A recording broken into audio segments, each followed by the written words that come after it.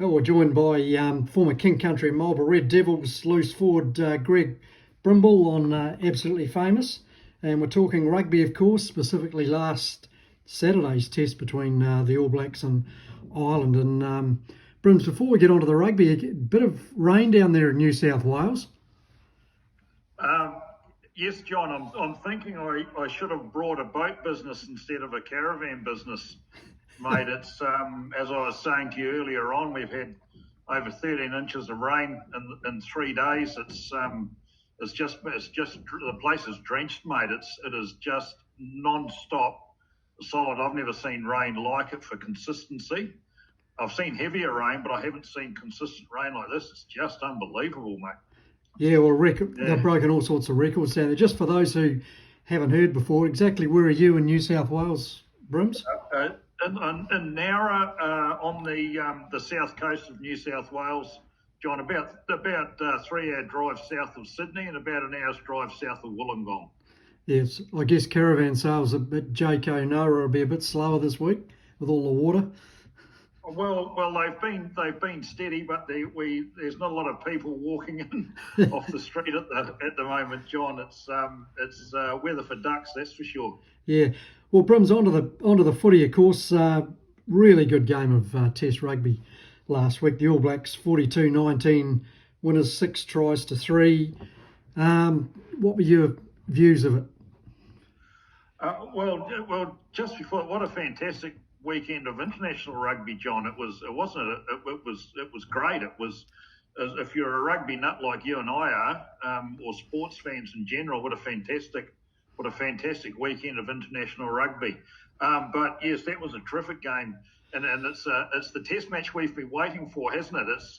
We've wanted our revenge on the Irish. They'd won 3 of the last 5 contests against the All Blacks going into Saturday's test. So if we take the last 6 test matches, we're 3 each now.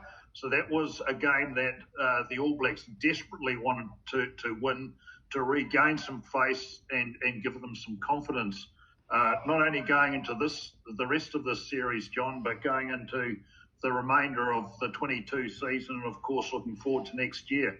And that was a terrific game of international rugby. And the All Blacks were on fire, weren't they? You've got to say it was a very good performance, albeit a slowish sort of a start. Once they got into their stride, 4 converted first half tries, followed up by 2 more in the second half against the Irish 3 tries. Was a pretty fair indication at 42-19. I think we were twice as good as what the Irish were, so that score accurately reflects the difference between the two sides, in my opinion, John. Yeah, I think for about 40 minutes of that game, Brims, it just reminded me and probably a lot of other people how devastating the All Blacks can be when they get that physicality right up front and they go direct and they stop kicking the ball aimlessly away and use their skills. No one can beat us on our day. Well, that's right, and the All Blacks,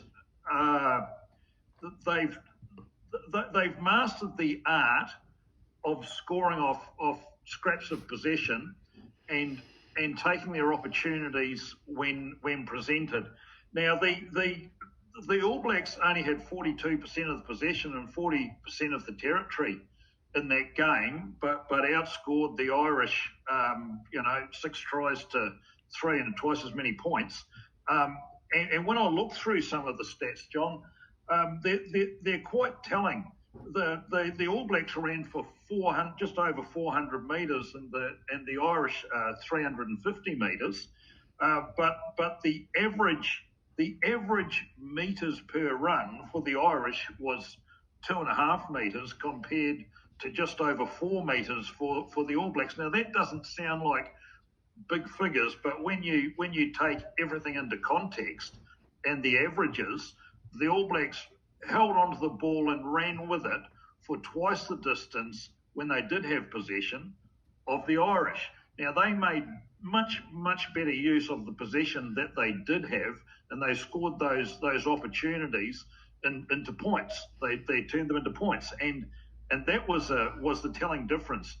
The All Blacks utilised and respected their possession much, much more than the Irish did in that game. Yeah, of course. I think another telling thing about those stats is a lot of the All Blacks' meterage was over the gain line, which gets the opposition going backwards.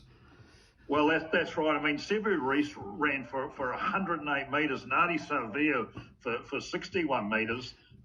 There was not one Irish player that ran for more than 50 metres in that game in possession of the ball. James Lowe being the highest at 48 metres, but there was nobody else anywhere near it. So the All Blacks certainly, as I say, respected possession more and utilised what possession they did have a lot better than the Irish did and turn it into points.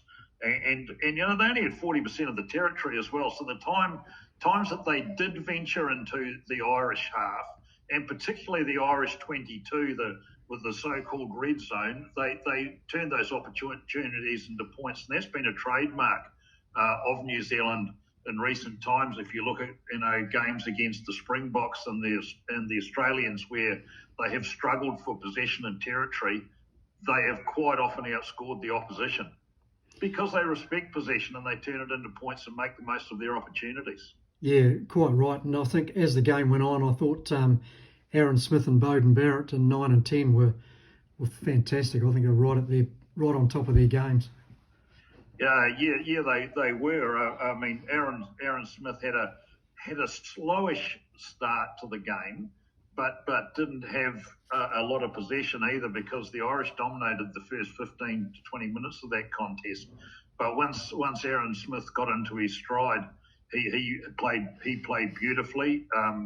He didn't box kick as much as what he has in the past, and I think that was telling as well. The kicks were transferred more out to Beauden Barrett than kicking from the box kick, and he threw some beautiful passes, didn't he? In that game, particularly it was a lovely pass he threw to Adi Savia for Adi Savia's first try, and also to Geordie Barrett when Geordie Barrett scored. So he had a great game, and I think Beauden Barrett confirmed his standing as the premier first 5'8" in New Zealand rugby as well. He dictated that game very, very well, albeit Jonathan Sexton went off early in that game injured. Yeah, Adi Savia was magnificent. He was player of the match for me, hands down. But I was also impressed with Peter Gus Suakula when he came on. Just his speed off the back of the scrum when he scored that try. I mean, he had the speed of a nippy little halfback, didn't he? He was only going one way, and there was nobody who was going to stop him, was he? He was, like you're saying, bolt out of the blocks, and he just powered his way through. The Irish flanker got caught up in that turning scrum, and Peter Gus Suakula off the back there scored a wonderful try. He didn't have the best of starts either. He came on about the 57 minute mark. Dropped the first ball that came his way, but settled his nerves pretty quickly and contributed well, carried the ball particularly well in that game, and scored that beautiful try off the back of that of a very dominant All Black scrum in the end. I thought our defence was sensational. I mean, Ireland got over the line at least 4 times, couldn't get the ball down or lost the ball over the line because of that committed goal line defence, and that says a fair bit about the team.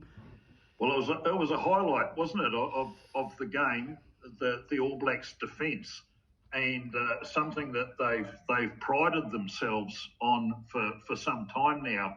Their defensive patterns, and defence is an attitude, and they had the right attitude towards it, and no one demonstrated that better than Rieko Ioane, who held up 2 absolute certain tries by absolute commitment to that tackle, getting underneath the ball carrier and causing a held up on the try line there, and he certainly saved two tries there. We saw less of Rieko Ioane with scoring opportunities, but he contributed hugely to that game with his defence. He was very good and combined particularly well with Quinn Tupaia.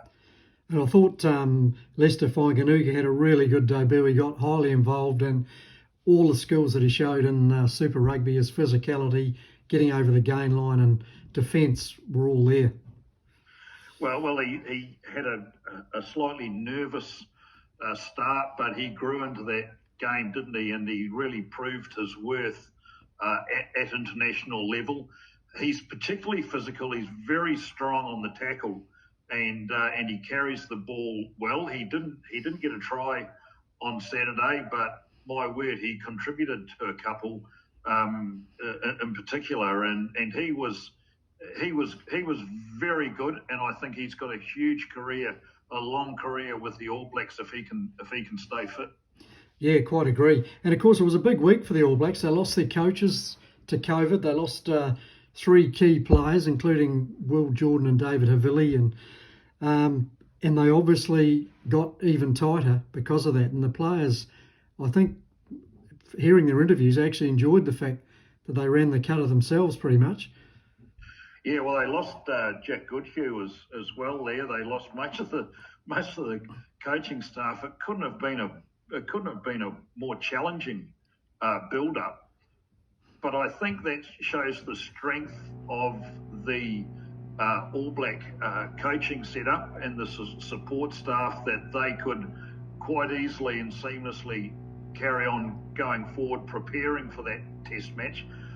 But it says even more in volumes for the leadership group of the All Black team, John, and that they stood up and took ownership and were accountable for the build-up during the week speaks volumes for that team and the leadership group, and that's a real strength now. There's a lot of leaders in that team. There's a lot of Super Rugby captains in that team and NPC captains in that side as well, and they certainly didn't appear to miss a beat, did they? No, they certainly didn't. And 2 players who really shone for me, who I rate now as the number 1 players in their positions, are Samasoni Takiaho, the hooker, who was dynamic again. Line-out throwing was good. And George Bow, the prop. I mean, George has improved so much in the last 12 months or so, and I see George was in awe of having Mike Cron coaching him during the week. Yeah, well, hooker first of all, I suppose, John.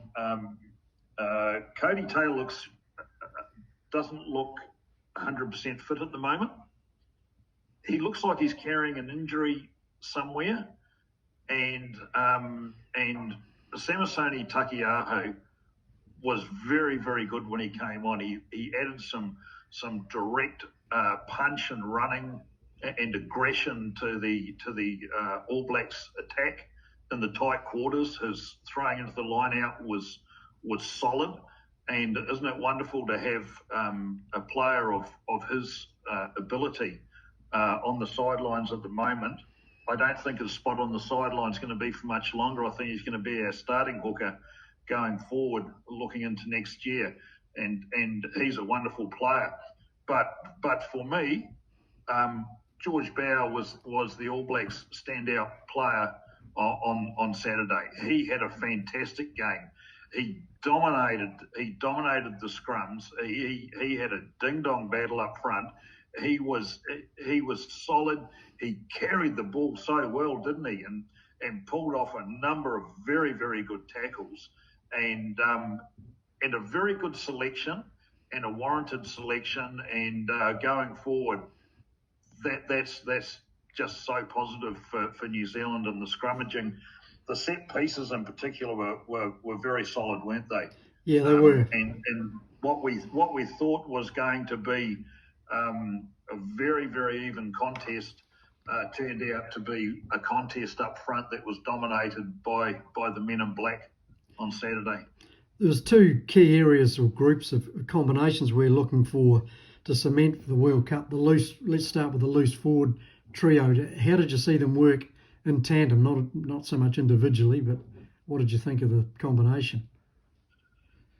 I thought they combined reasonably well. Scott Barrett certainly had a better game than the last time he did, donning the number 6 jumper when we were shuffled out of the World Cup. But Scott Barrett's a very good worker. I don't know if his long-term future is going to be at number 6, but I liked his game. Adi Savia, where you can put him anywhere. Sam Cane, whilst not being outstanding, had a very high effective tackle rate and was good. How they performed as a loose forward trio, I think they got a good solid pass mark there. I like the way they went about their business. It wasn't overly flashy, but they certainly, without dominating the loose exchanges, they were certainly there, weren't they? And well in the frame. Yeah, I still think we lack a real fetcher. Like Ireland's Peter O'Mahony, he was magnificent again, and I still think we're missing a bit at the breakdown by not having a real specialist 7. Yeah, well, people will say Sam Cane is, but I'm talking, more your fetcher runner type of 7, like someone like Peter O'Mahony. Well, Josh DeFleur, he had a terrific game for the Irish as well. He was their top tackler in the number 7, might have been 6 jumper for Ireland, but he had a very good game. But yes, that out and out fetcher, something like a, dare we say it, Richie McCaw, but a Matt Todd or something along those lines. Is a real scrounger and hunting and is an on the ball player, whereas Sam Cane is much more of a defensive player than attacking the loose ball or attacking the rucks and mauls, trying to affect the turnover. But John, I think nothing's going to change with Sam Cane.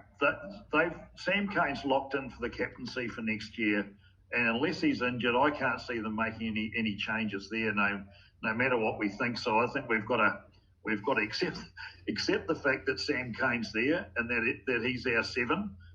We have to get behind him, because I don't think he's going anywhere, and he's not playing badly. But I think the question mark for me really is, you're going to lock in Adi Savia, you lock in Sam Cane. It's who's going to be the blindside flanker. Now that I think is more of an area of concern for me, because there is not an out and out specialist 6 that was named in that squad. There's a number of players that can play 6. I see they've brought Shannon Frizzell in, who is a specialist 6 for this coming weekend. But I think that's the area of concern for me. And that 6 will give that loose forward trio the balance, I think. So, it's interesting, isn't it? It's a bit of a conundrum going forward, looking at the balance in that. Yeah, I can't see that loose forward trio being the loose forward trio that would play in a World Cup quarterfinal. I can't see that. No, I don't think so either. I think possibly Scott Barrett will go into the second row with Brodie Retallick this weekend, and that we may see Akira Iwani on the blind side.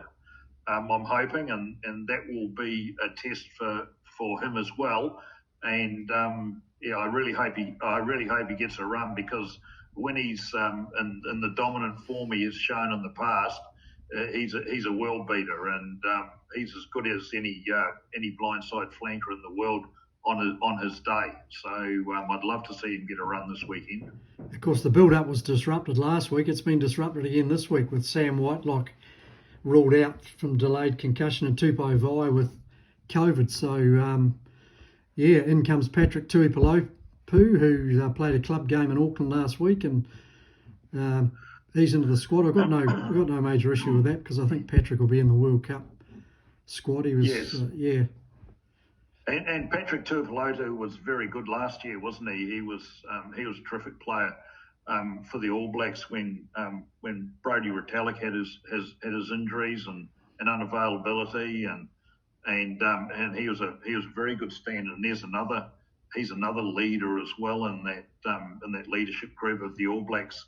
But yeah, it's I think Barrett will slot into the second row there. But good to see Patrick Tuipulotu back in there, and Shannon Frizzell in the setup. But yes, more disruption didn't hurt us last time, John. I don't expect it's going to hurt us this time. I'm hoping not, but I think we're going to see a very different Irish side as well on Saturday. I think they're not going to lie down and take this. So it'll be interesting to see how they respond, and also how the All Blacks step up. Yeah, very interesting. Of course, the other one we didn't mention, Josh Dixon, has come in with Shannon Frizzell to train with the All Blacks. They're not actually in the squad, but they're training with them, so they're obviously pretty close. Yeah, I agree with you about this, Sad. I think putting pressure on the Irish forwards is always going to be the key, and especially on their first five, Johnny Sexton, if he's fit enough, because when he went off, they lost a fair bit, and he's the man who orchestrates all their plays. Well, they did, didn't they? And they rely so much on the great Jonathan Sexton. He's been a wonderful servant of Irish rugby, and I think they lost a lot then. Jamison Gibson Park certainly wasn't as effective without Jonathan Sexton there as he's been in the past. The Kiwi-born Irish halfback, and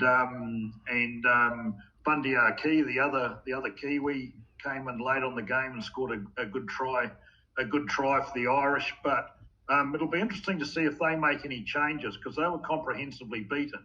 But you couldn't take a lot from the midweek game against the Maori either, because you couldn't say any of those players would put their hand up for selection. So it'll be interesting to see what O'Farrell does in terms of selections. But let's hope we do see Jonathan Sexton back in there, because he's a wonderful player. He is, and that Irish backline, when they fire, they're a really, really good side. They are. Yeah, they certainly are. And I'm expecting a real close battle in Dunedin. I think it'll be a cracking game under the roof. And a shout out last week, Brims in Auckland, to the fantastic crowd, a full house at Eden Park, well over 40,000, and also a fine display of refereeing from Englishman Carl Dixon. I thought he did a great job.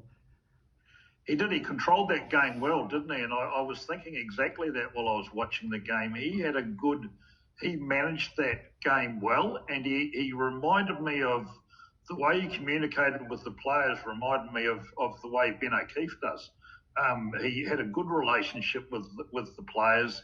He communicated particularly well with them, and I think the players respect that. The game wasn't punctuated by a huge amount of penalties. Inevitably, those penalties creep in later in the game, which they always do, but prior to that last 15 minutes of the game, there was relatively few penalties and not a lot of scrums either in that game. So yeah, big shout out to him, and looking forward to what will be a smaller, tighter crowd at Forsyth Bar in Dunedin. But I think Tart Furlong and that Irish front row, I reckon they would have been eating nails this week. Seriously, they will be so disappointed in their effort last weekend. They're gonna have the angry pills for breakfast on Saturday morning, because they will not stand back and be dominated like that again. They're going to throw everything at it, and I think it's going to be a real ding-dong battle up front this weekend. I hope it is as well. I've been hoping for another, big contest up front for some time, and I hope we see the boys with the angry pills on, and the flames coming out the nostrils and the fists and boots flying. It's bring back Test rugby, I say. You got me fired up already, Brims. God. Oh, I'm excited. I can't wait, God. I'll just go and get my jersey and shorts on. Now. Yeah, no, it's fabulous. Great to have the Irish here for a 3-test series. It's fabulous. Brims, thanks for the chat. Always enjoy it, and we'll have a yarn this time next week, hopefully, and review what happened this Saturday. Well, hopefully, hopefully we can be as positive this time next week as we are today, and we're reporting on another good victory for the All Blacks. But more importantly, that we see a really good contest as well, and followed up by what I think will probably be some English retribution over the Wallabies immediately afterwards, mate. Yeah, exactly. Yeah, that's another whole story, that one. Go the Wallabies. Yeah. Good on you, Brims. Thanks, mate, and have a good week, and I hope the rain stops in New South Wales, and our condolences to all the people affected by the flooding, and there's thousands of them, poor buggers. There is. Thanks, John. Thanks for your thoughts and your best wishes, and I look forward to this Saturday, and I look forward to catching up with you next week too, mate. Cheers, Brims. Have a good week. Cheers, mate.